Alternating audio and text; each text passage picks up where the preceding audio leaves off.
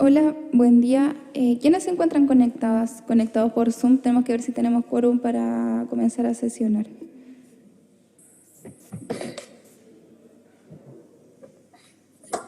Buenos días, Ruth Hurtado por acá presente.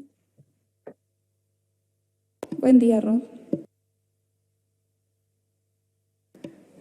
Jorge Arancibia también está conectado. Buen día, Jorge. Buenos días. Estoy aquí listo, presente. Siendo las 10:04 de la mañana, buenos días para todas, para todos. Buen día y vamos a dar inicio a la sesión. Se abre la sesión la Comisión de Derechos Humanos. Gracias, señora coordinadora. Para la cuenta de hoy han llegado dos comunicaciones. La primera es del convencional constituyente señor Jorge Arancibia, mediante la cual remite a la Comisión un documento programático titulado a la Comisión de Derechos Humanos, que propone objetivos generales y específicos, propuestas de trabajo y algunas consideraciones especiales para la Comisión de Derechos Humanos, verdad histórica y bases para la justicia, reparación y garantías de no repetición, el cual se encuentra a disposición de las señoras y señores convencionales constituyentes. La segunda comunicación es de la Unión de Exprisioneros Políticos de Chile, mediante la cual remiten a la Comisión el documento titulado Propuesta Constitucional, que contiene una detallada propuesta normativa para el establecimiento del derecho a una indemnización justa y adecuada y para una reparación a las víctimas de graves violaciones a los derechos humanos. Esa es toda la cuenta, señora coordinadora. Ya. La primera indicación en torno al inciso segundo del artículo 6 es una propuesta de mi persona, en la cual propongo incluir después del inciso segundo el siguiente párrafo. La subcomisión tendrá por objetivo contribuir con la memoria y el esclarecimiento de la verdad histórica a partir de la creación de insumos que den cuenta del contexto en el que se sitúa la Convención Constitucional desde un enfoque de derechos humanos y de la naturaleza. Ya, esa es mi moción. Voy a dar palabra a mí misma para explicarla. Y la explicación radica precisamente en una conversación que sostuvimos con el convencional Mario Vargas, quien me hizo ver también la importancia de la verdad histórica como un elemento como esencial para iniciar este trabajo que estamos haciendo en torno como a la verdad histórica, ya que también nos contextualiza respecto de las responsabilidades, cuáles son los derechos que consideramos que han sido vulnerados, cuáles son los derechos que consideramos que tienen que resguardarse. Entonces, esa es la solicitud por mi parte de incluir dicho inciso a fin de que quede bien establecido la importancia de la verdad histórica. Así que abro palabra en torno a dicha indicación. Gracias. ¿Aportar?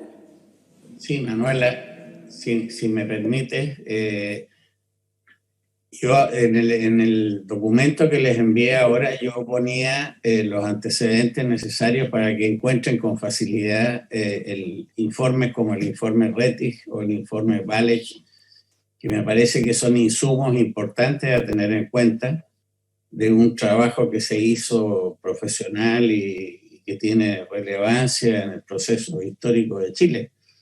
Lo menciono porque es uno de los aportes que hice en el documento que ustedes dieron cuenta que habían recibido en el día de hoy, para que en el sistema informático obtengan la información con facilidad. Me parece interesante el tema de que si vamos a hablar de derechos humanos a futuro, esta base histórica es ciertamente un insumo que debiera considerarse, sí que estoy de acuerdo con la propuesta hecha por Manuela. Sí, gracias. ¿Alguien más quiere? Después de nuestro país, que es el punto final, agregue lo siguiente. Además, elaborará un documento consolidado con los antecedentes recabados por la Comisión sobre violaciones a los derechos humanos cometidas por agentes del Estado para ser puesto a disposición de la ciudadanía. Realizará propuestas de medidas genéricas de reparación a los distintos órganos del Estado y de bases para un sistema plurinacional de rango constitucional de protección de estos derechos. Gracias, muy buenos días a todos. Solamente preguntar, para que se me aclare el punto, dice la indicación que se elaborará un documento con los antecedentes recabados por la Comisión sobre Violaciones a los Derechos Humanos cometidas por agentes del Estado. Mi pregunta tiene que ver con el marco temporal de estas violaciones a los derechos humanos, porque violaciones a los derechos humanos han existido durante un largo tiempo, siguen ocurriendo.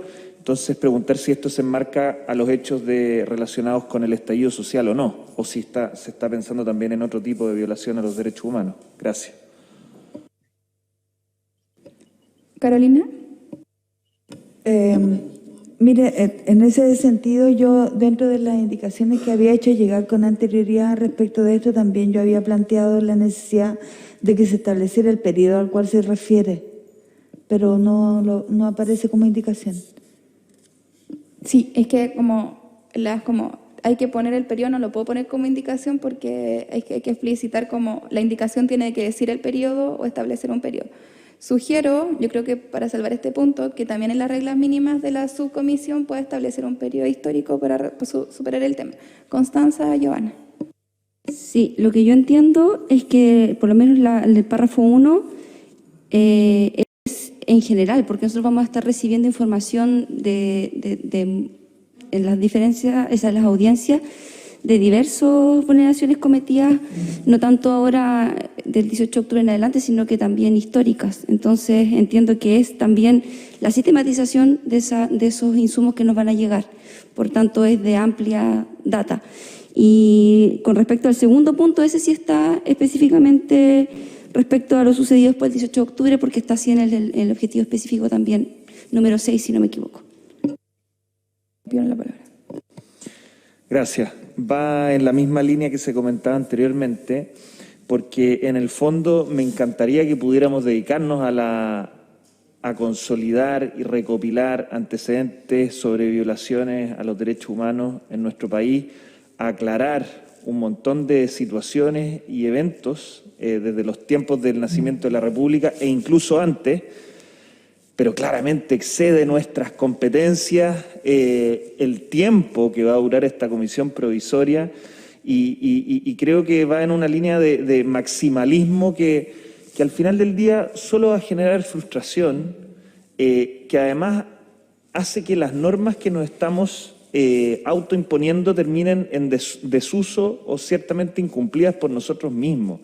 Y no me parece una buena línea y que incluso ha sido criticada por profesores como Claudio Nach de la Universidad de Chile.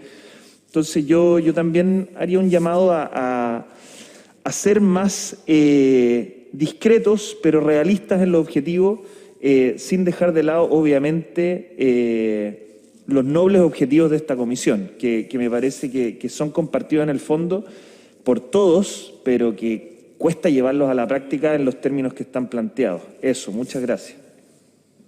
Gracias. Le voy a dar la palabra a Jorge Arancibia y luego a Giovanna Roa para entrar a votación. Sí, gracias. Yo estoy en la misma línea que se ha planteado por Pedro y por Ruggiero en este momento. Me preocupa el tiempo que le vamos a poder dedicar a esto. Le podemos dedicar todo el tiempo al mundo, pero tenemos un marco. Y me parece que vamos definiendo objetivos y ampliándolos y pues, si centramos en el tema histórico puede ser muy extenso. Esa es una preocupación. Y la otra, hay algo que a mí me gustaría por lo menos dejar planteado, porque aquí en lo que se pone se establece que se trata de las violaciones de los agentes del Estado. Pero internacionalmente, y a lo menos hay un debate internacional en que no solo agentes del Estado, siempre el Estado va a ser responsable. O sea, lo quiero dejar meridianamente claro.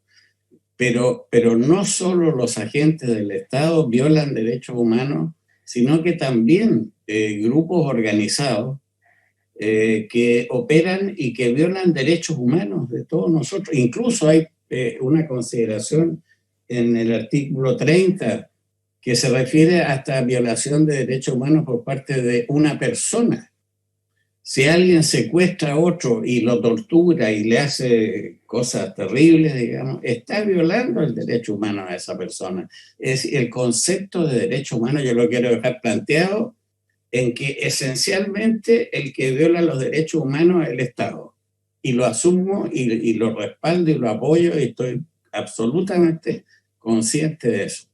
Pero creo que hay en la base de discusión que vamos a tener, me imagino, en algún momento, el de establecer que solo el Estado viola derechos humanos o hay otro tipo de agentes como lo considera la propia Declaración Universal de Derechos Humanos. Ese era un punto que quería dejar pendiente. Gracias.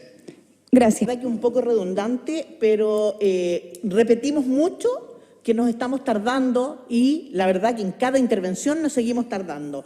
Hay que, yo creo, ir al tono literal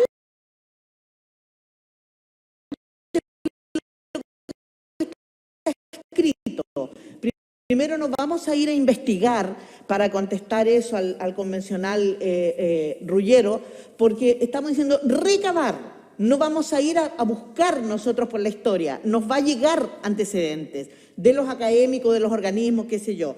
Y después que los aportes son sobre lo ya votado. Entonces no es que vamos a cambiar lo que se votó en el Pleno. A eso nosotros le estamos haciendo correcciones o aportes para la subcomisión o para esta Comisión de Derechos Humanos. Entonces, en ese marco es que efectivamente debemos ir votando para avanzar. Hay dos posibilidades, o tres, digamos, acuerdo, en contra o abstención, pero para que avancemos, porque si no, estamos de verdad demorándonos en cuestiones que son ultra secundarias. Entonces, esa discusión de fondo, a mí, ustedes saben que yo ya se darán cuenta, tengo una posición, además, en que los abogados veamos el artículo 30 de la Convención de Derechos Humanos y veamos qué quiere decir, ¿ya? Para no sacar de contexto lo que los tratados internacionales imponen a los estados. Entonces, no tiene que ver con que individuos sean responsables, tiene que ver con otra cuestión y más nosotros como abogados debiéramos poder hacer, digamos, un análisis objetivo de lo que dice esa declaración. Gracias, María Ruth, y pasamos a... Creo entender el objetivo de la norma de fondo y de la indicación, pero quisiera hacer la siguiente pregunta. En otras comisiones, por ejemplo en la Comisión de Reglamento, la verdad es que el criterio que ocupamos para las audiencias públicas fue escucharlos a todos, ¿ya? El único criterio fue algo de toda lógica, que era la pertinencia con el tema, ¿ah?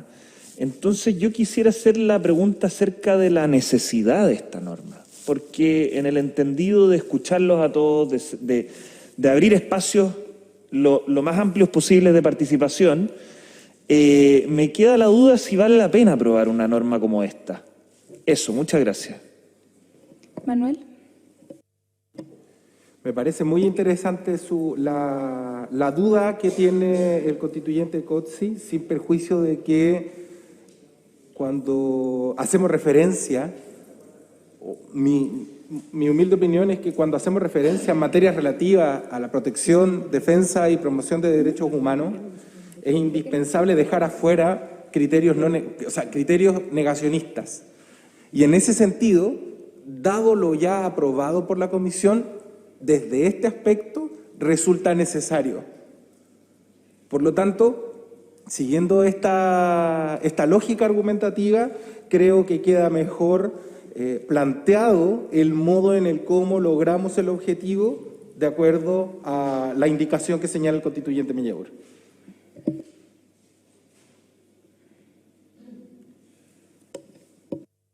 Constanza y Pedro, Joana, y no veo ninguna manita en el Zoom. Ya.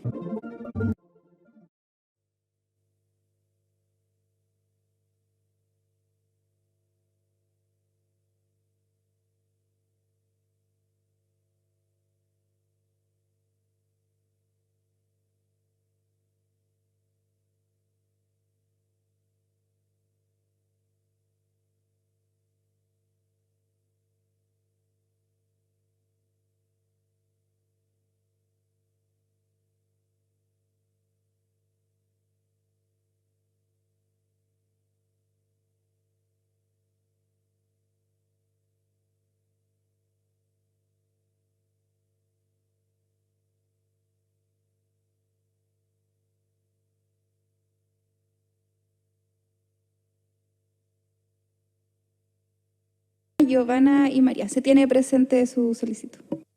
Ya, bueno, adherir y solidarizar con la situación de todas las profesoras y profesores de Chile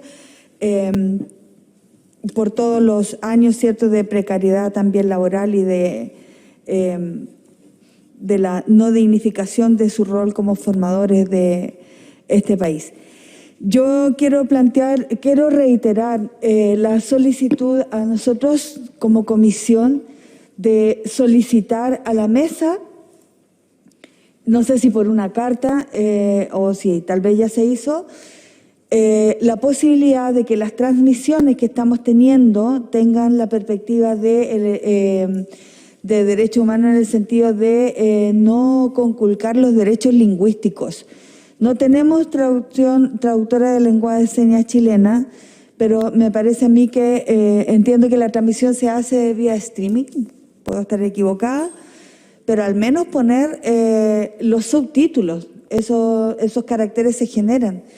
Entonces hemos tenido unas conversaciones y discusiones riquísimas respecto ya de estas 7 sesiones como comisión de derechos humanos, y hay un grupo históricamente excluido que no ha podido recibir y participar en igualdad de condiciones de este proceso histórico.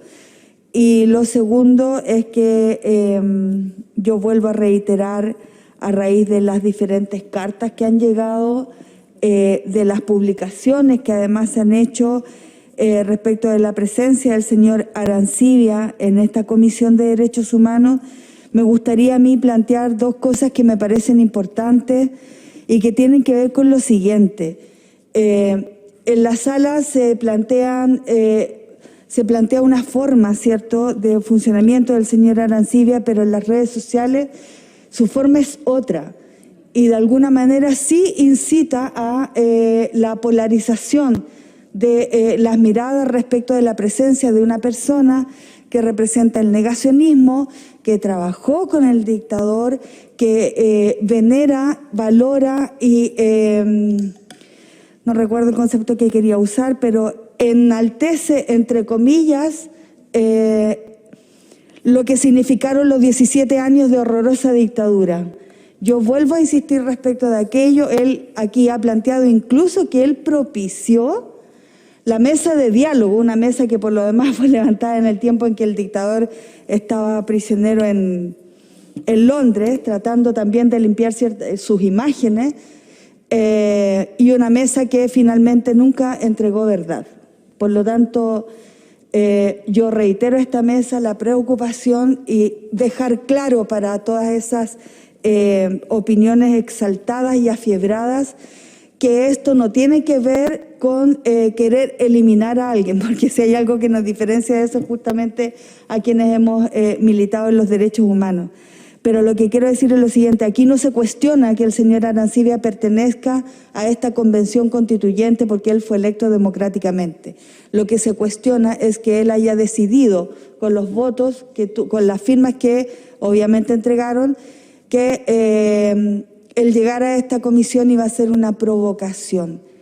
Esa es la cuestión, ¿no? Y eso pasa en un país que ha perpetuado la impunidad y en un país donde el negacionismo no se castiga. A este país nos falta mucho para poder avanzar en materia de derechos humanos, entendida como se entiende también desde los estándares internacionales. Gracias. Viene Giovanna. María, yo también quiero decir algo. Sí, no. Primero una pregunta corta a la mesa. No entendí qué es lo que nos va a...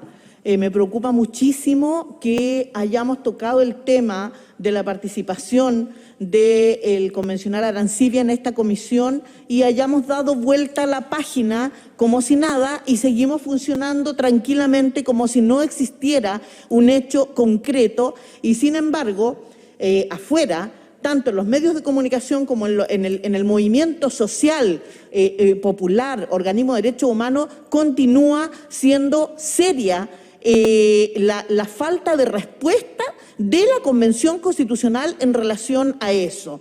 Y lamentablemente yo creo que no hemos tenido lugar a hacer ese debate porque la verdad que la respuesta que da la derecha, tanto los medios de comunicación de derecha, los intervinientes o convencionales de derecha de la Convención Constitucional, faltan a la verdad cuando defienden que por el hecho de haber llegado acá por la votación popular, tiene el derecho de venir a la Comisión de Derechos Humanos. Y eso no es cierto, porque los electores que nos pusieron en la Convención Constituyente o Constitucional no determinaron en qué comisión nosotros íbamos a trabajar.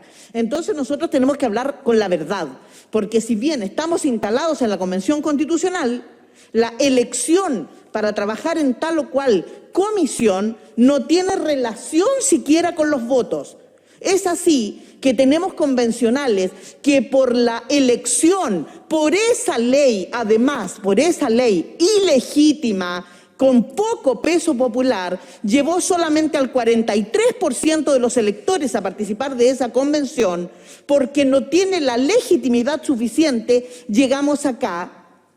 Y así tenemos convencionales que llegaron con muy poquitos votos acá, muy poquitos, y no los hemos cuestionado. Los respetamos a todos y todos tenemos la misma ubicación. Eso es respetar esa democracia, que a mí no me parece, pero es la democracia que tenemos.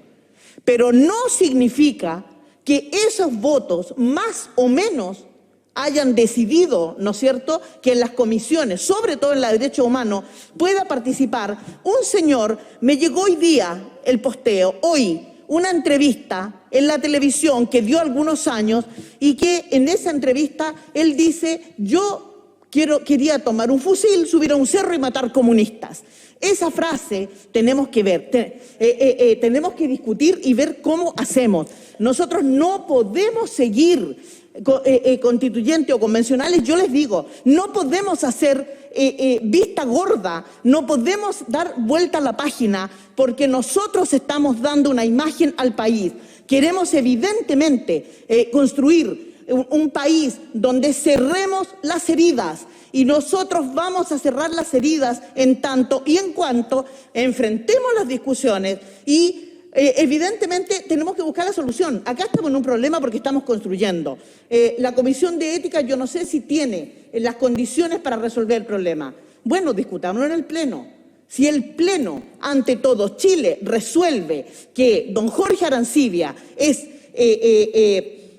por así decirlo, no sé, respetable para que siente o siembre los cimientos de los derechos humanos en Chile, perfecto. Pero eso tenemos que llevarlo a discusión y enfrentarlo.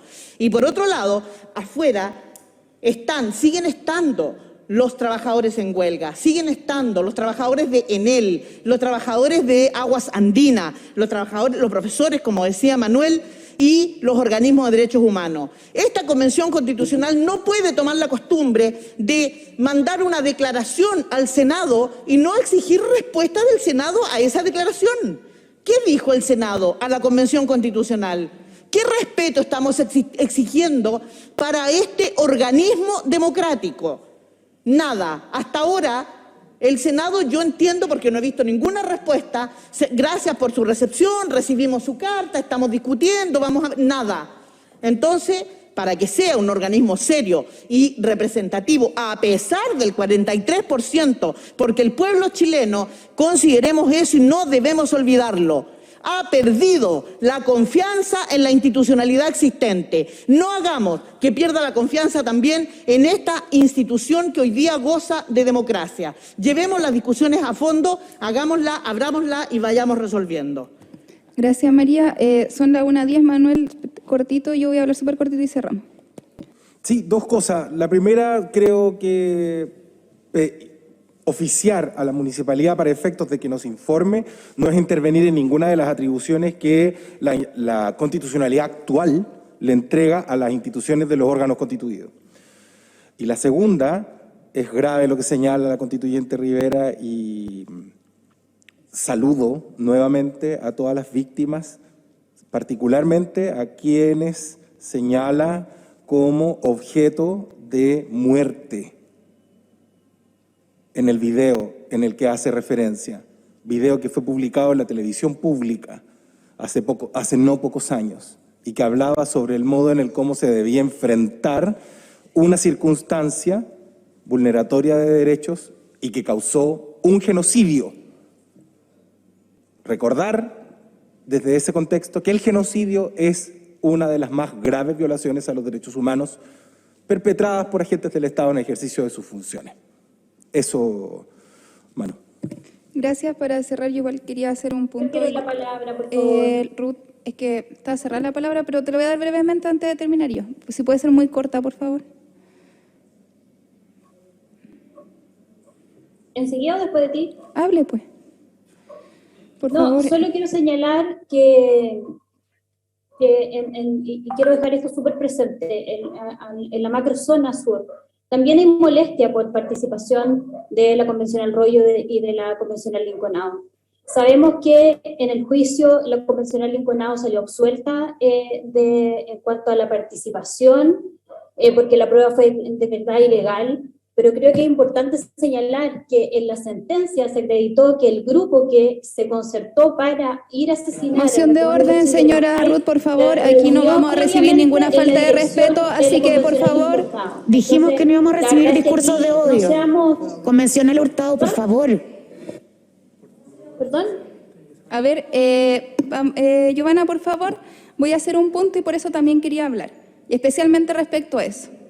Respecto a mi persona, las personas que también, especialmente una convencional que se llama Carol Bone, que lamento mucho que sea una colega porque me parece muy grave lo que dijo, interpeló públicamente, y me parece extraño porque tampoco tiene la capacidad de enfrentarlo y de plantearlo en estos espacios, que mi persona sería inhábil de estar en este lugar por haber defendido, comillas, a la CAM.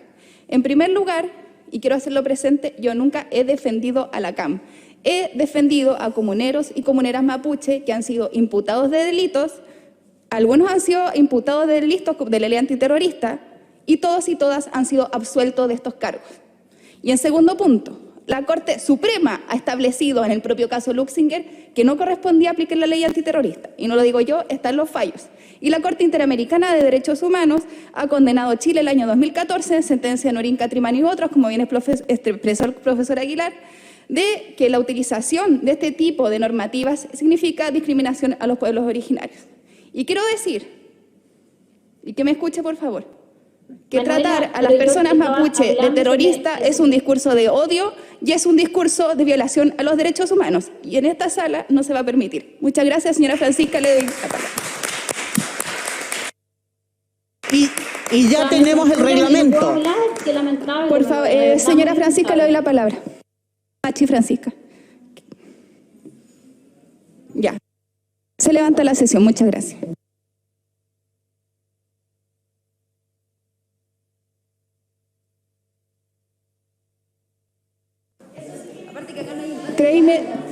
Tres y media, sala 2.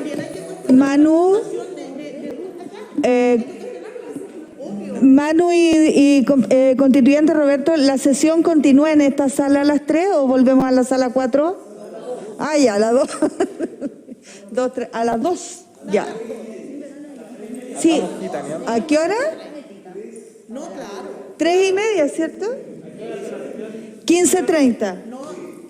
15:30, sala 2. Sala 2. No puede cuestionar